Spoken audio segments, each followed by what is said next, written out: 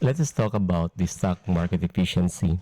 This topic is one of the most important topics that is relevant in the future in the next chapters of this book. So again, the I need you to understand that the value of the stocks are driven by the stock market, wherein you can see the stock price. Okay, then the one who set the stock prices are the buyer and the seller. So the seller will ask for the price while the buyer will bid for the price. Okay, and they will settle into a point that they can agree with the price and the sale is done. Okay, so that's it. Now, their knowledge about the asking and the bidding of the price will depend upon the information that they get. And the reality is that, of course, we cannot get the complete information to get the ideal price. So that's why there's a difference now between the market price and the true value of the stocks, which is, we call that one as intrinsic value. So there's a gap between that. Now, we can say that the market is inefficient if there's a large gap between the intrinsic value and also the market price. So it's because of some behavior of the players of the stock market, like the investors and the sellers, and we don't know about them, how they think. But all we can say is that we are certain that they base on the information that they get a portion of that from the inside of the company, and they speculate. Even for instance, even if you are getting, like for example, a complete information of that inside the company, however, you since they are considering also the future, because the stock price, theoretically they're computed actually based in the future returns.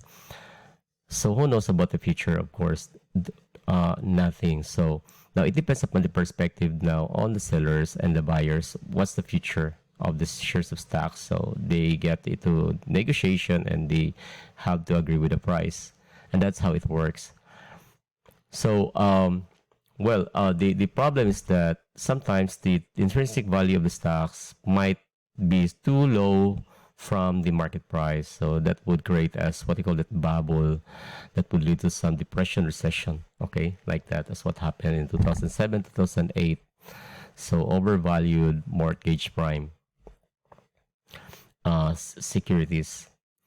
Okay, so when I say market price, this is the listed price, right? Okay, and intrinsic value is the true value of the stocks.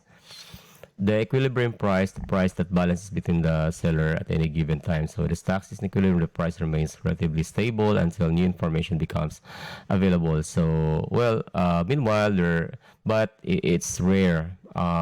They're just minutes of that the price will become stable. So as you can see, some on the charts, like the candlestick, you can see the how it fluctuates the stock price.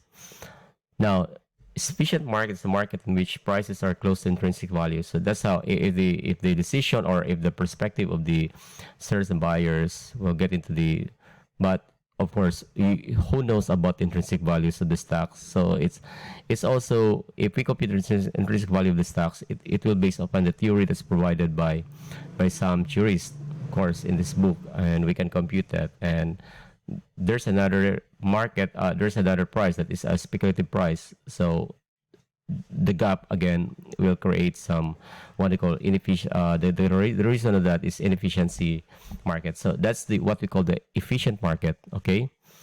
Okay. So I hope you understand.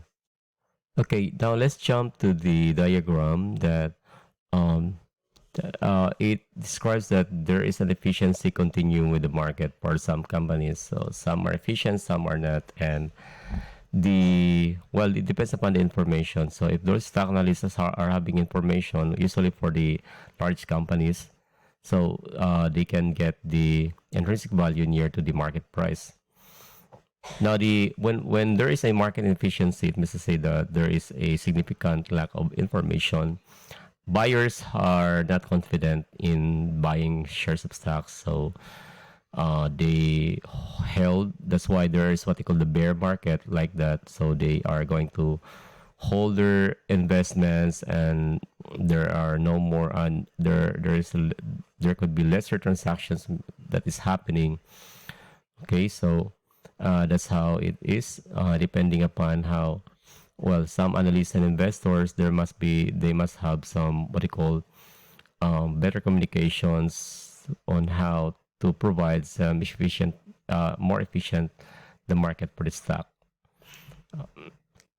So again, for efficiency continuum, it said that for small companies, there is a highly inefficient. Why? Because small companies only provides like little information. Most of the stock analysts are really interested with the large companies, so that's why they have more information about that. So, well, that means that there could be lesser investments for these small companies.